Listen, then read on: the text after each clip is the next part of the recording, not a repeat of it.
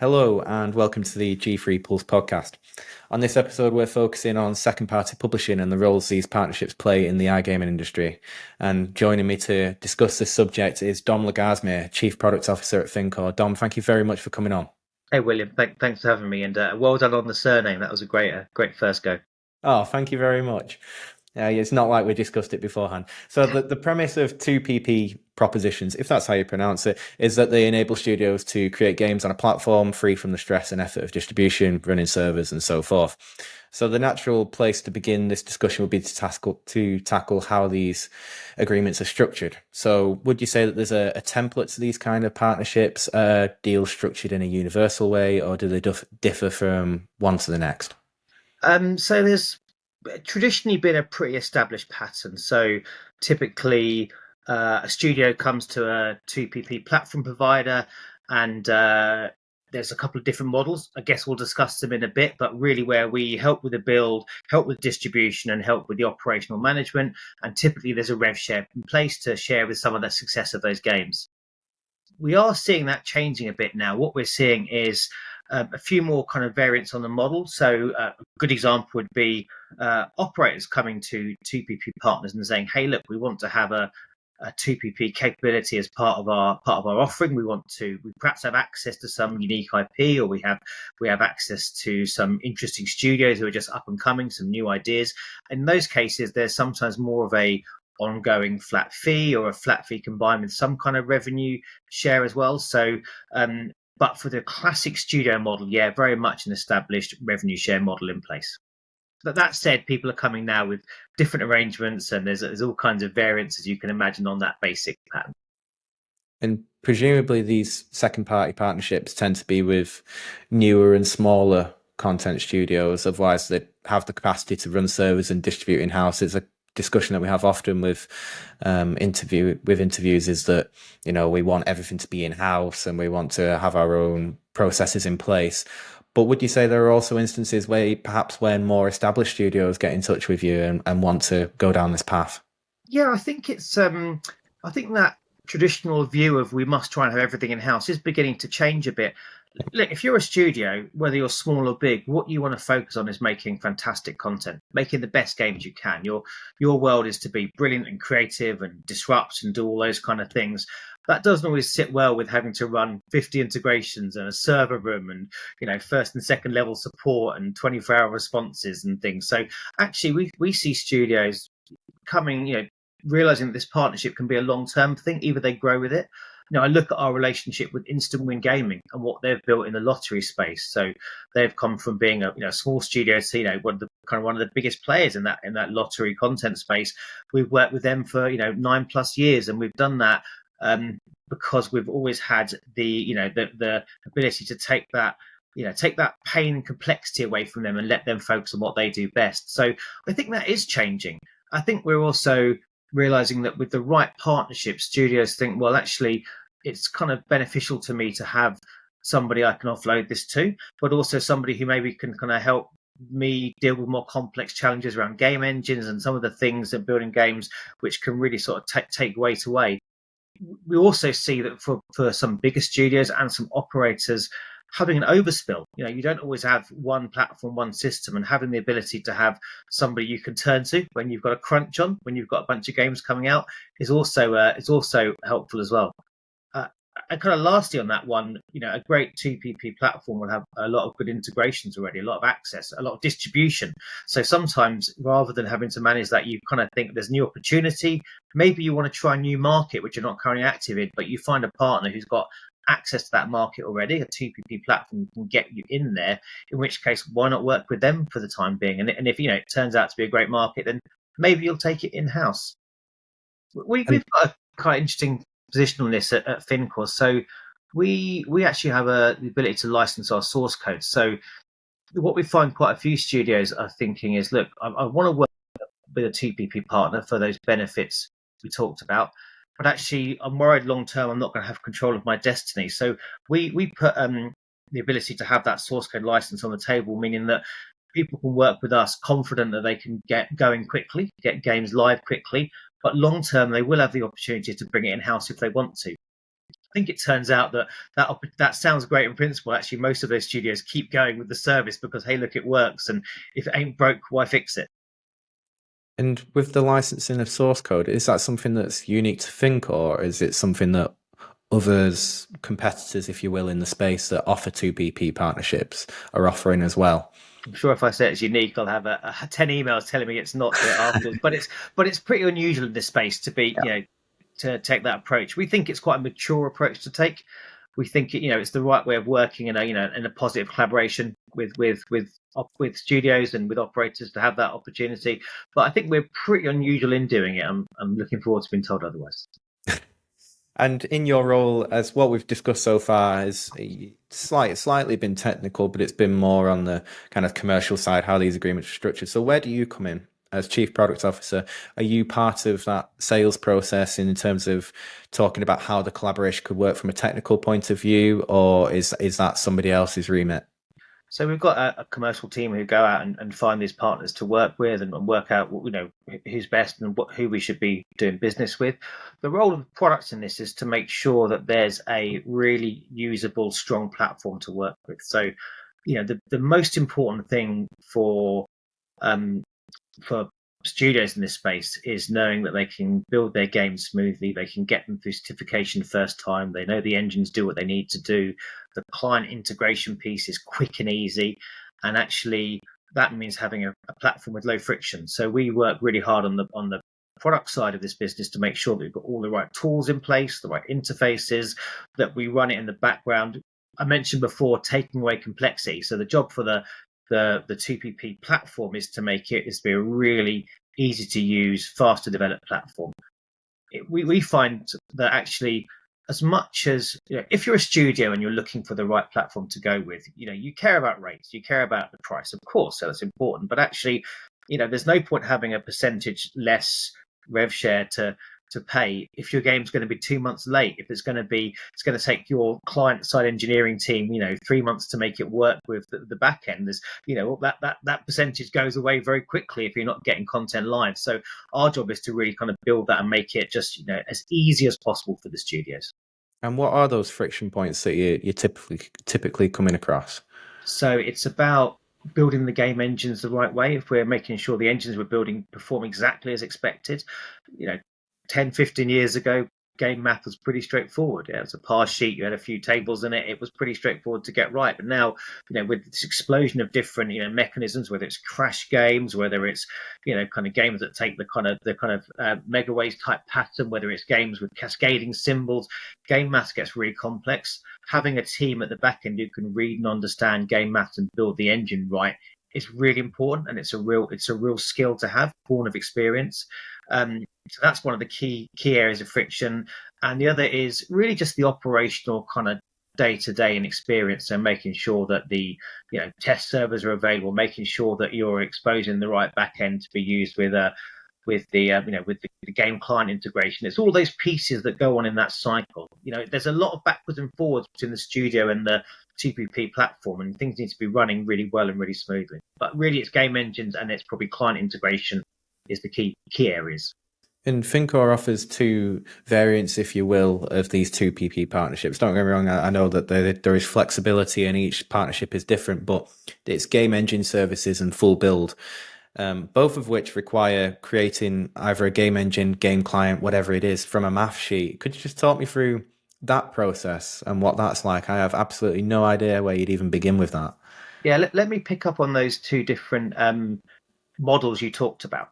So the most common model that we work to, with our partners, like IWG, but also working with people like Red Desert, Azure, is that we build out the game engine, and those guys work on the game client. They build the front end, and then it's integrated together. We do have a service as well where we offer the complete build. So we'll typically take the game math spec and the front end spec as well, and we'll take some Photoshop files, take some graphics files, and we'll actually build the front end. If I'm honest, we really prefer the first model where we build the game engine. And the reason why is important. If you're a studio, then the player experience is so critical to your success. You want your game to be perfect. And if that means you want to sit there and refine the speed of animation 100 times and tweak the color and change the size ever such a small amount, we really believe that that's what studios bring to the party, is that real kind of that real finesse and that real focus on the player experience. So we kind of feel like studios should passionately want to own that game client. Although we do both sides as well. And actually, typically, maybe we'll work on the first 1 or 2 games with the full build, and then they'll transition into owning more of the client experience. We care about building a great client as well, but no one's going to get their vision across as much as the person whose vision it is. And how easy is it for studios to exit a 2PP partnership? Because there have been horror stories, not from Fincore or Quickly Add, of people who can't get out of it. Either technically they're too beholden to the company that they've partnered with, or commercial obligations means that there's difficulties down the road. So is it possible to literally fully exit a partnership with little to no technical or economic downfall, if you will? Yeah, I mean that was the heart of our decision around the source code licensing. Exactly that situation we saw happening out there. It's always going to be hard to a degree when you build on a platform, when you invest your time in having that platform as the core of your business, to try and move away from it. Hence the licensing piece, so you can take it with you. It goes 2 ways as well, though. I kind of feel from the with my 2PP platform hat on, that also, if you invest time with a studio and they build a great business, to see them just suddenly move away and move off is pretty tough as well. So I understand why platforms put in protections, perhaps commitments to have the games available over a longer period of time, or have access to the revenue if the game still moves, because you're investing your own time and business in making this partnership work. But it can be hard for studios to move away, and I guess you need to look at the small print, make sure you understand what you're getting into, and if you have a long-term aspiration to own your own platform, have a clear way of getting there from early on. Untangling yourself is not a quick process. It can take a long time. So, sometimes you see from a, kind of an exec level saying we must, strategy is to move away, own everything ourselves. And, untangling the commercial and the technical complexity of that is not a small job. And it can take a lot of your bandwidth away from, from your running your day-to-day business.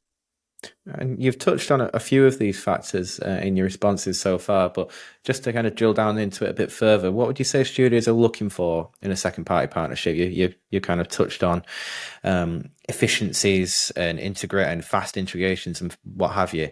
Would you say that it is primarily driven by those kind of factors, or is it economic? Is it speed to market? What is the main thing that a studio is looking for? We know what you're looking for. What are they looking for? Yeah, you're looking for great distribution. You want a partner who can build and get games live on time. You want to have the ability to quickly iterate and work with their platforms to refine your front end and build a great experience. So that speed to market, distribution, technical partnership are really important. And of course, rates, as we said before, rates are important as well, making sure you're paying the right price. But there's no point having great rates with a lousy service. So I think it's kind of the service quality and then rates, I would say. Well, I'm a product guy. The commercial guys would probably say something different, but I think that really is important. It's important is being able to get games live on time, reliably. That's kind of the key part to it.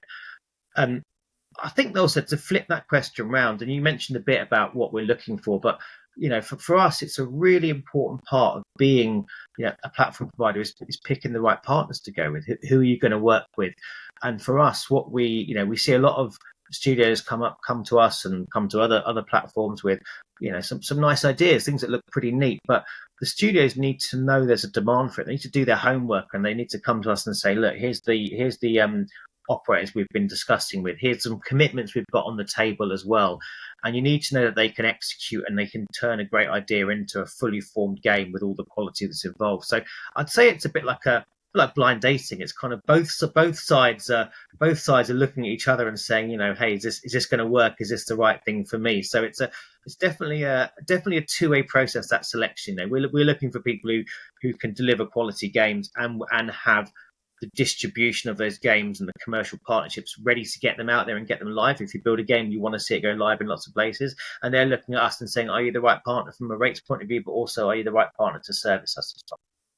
And what would you say the typical turnaround time is for content? You touched there on speed and distribution to market. So how does this compare to anything else that's out there? Can you build things within kind of weeks? Yeah, we build pretty quick. I mean, I think we've done, depending on the type of game, with existing partnerships where we know the partner, we know how they work, and we've got that real experience of how you pass things backwards and forwards and work as a single team. We can do things in a matter of weeks. I'd say for a pretty standard slot game, maybe some interesting features, we do 2 months, and that really is from the first kind of have it receiving the really good quality materials, tell us what we're building, to getting it ready to submit for certification. Again, once it's in that world, depends on jurisdiction and market, that can be very different. But so we see that as our marker is, can we get it ready for certification at great quality? I'd say kind of 2 months is kind of around our timescale for that, but a lot of factors. There is that partnership aspect to it is so important. Like, you need to have a responsive studio and a responsive platform partner. If you're working together in tandem, you can turn it around very quickly. If there's delays and gaps, things can really stretch on, and that, again, that's money sitting on the shelf. That's games not making revenue out there. So painful for everybody. And how big's the team, the development team? So a development team for a studio and our RGS platform, around 15 at the moment. So, but we have, we're based out in based in the UK. We have a great software engineering team out in Serbia, in Belgrade. Really great engineering skills out there. Really kind of high quality, well trained, experienced resources out there, and we can scale that up and down pretty quickly as well. I think we've found a really good spot for working at kind of decent price at the same time. Really got top end skills, so we can scale that pretty quickly, and we often do if we need to. And what do you think the ceiling is for these 2PP partnerships? Just to kind of round off this discussion, you said at the top about how companies taking things in house and everything having to be in house and not outsourcing a thing is perhaps becoming, views might have changed a bit. It's becoming a bit something from the past. So what would you say the trajectory is for 2PP partnerships, both kind of in a general sense and for Fincore within your wider offering? I think they'll always continue to remain the way that new studios and new ideas can test themselves in the market and get there quickly. So that traditional model will always remain, and there's always new studios, new ideas bubbling up. So that will always be the case. I think where we'll see it change is more strategic, longer term partners with different kinds of commercial arrangements. If you've got a good platform and good experience, why wouldn't a big operator who wants to build out capacity, own more value chain, why wouldn't they work with you? Similarly for studios, as they assess what they're doing and they look and turn around and find they've got 20 engineers doing nothing but integrations, they might think, hang a sec, is this really what we should be doing here? I think if you find the right commercial model and you find that right partnership model, moving away from perhaps the traditional ways of doing things, and I think there's an opportunity for these partners to become long-term technical partners. We spent a lot of time and effort building out our platform and building out our processes, and it's I think increasingly some of the larger players look at that and think, hey, why would we ignore that experience and all that work that's gone into it? Dom, thank you very much. A final very quick question from me would be, will the Fincore team, yourself or any of your colleagues, be at the upcoming events in Lisbon, Vegas, Malta? Yeah, we'll have teams at all of those. So I'll be at SBC a couple of weeks' time away from now when we're recording, and looking forward to that. So please let anyone who's listened come and find me, and we'll ask some questions. You can find my details. Drop me a mail or come and find me on the floor. We'll be walking around. So it'd be great to see you and catch up. Dom, thank you very much. Brilliant. Thank you, William. Cheers.